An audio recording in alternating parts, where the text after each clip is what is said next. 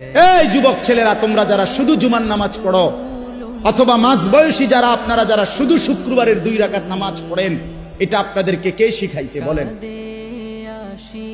কার থেকে আপনারা এটা নিলেন?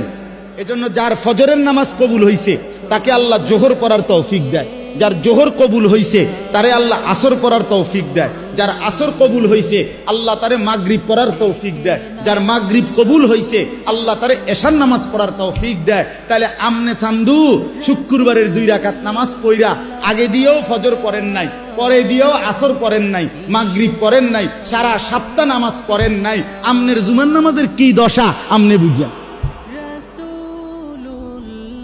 হ্যাঁ, কে বলছে বলেন? কোন আলেমে দ্বীন কোনদিন আপনাদেরকে বলছে যে এক মুসলমানের জন্য নামাজ শুধু শুক্রবারে?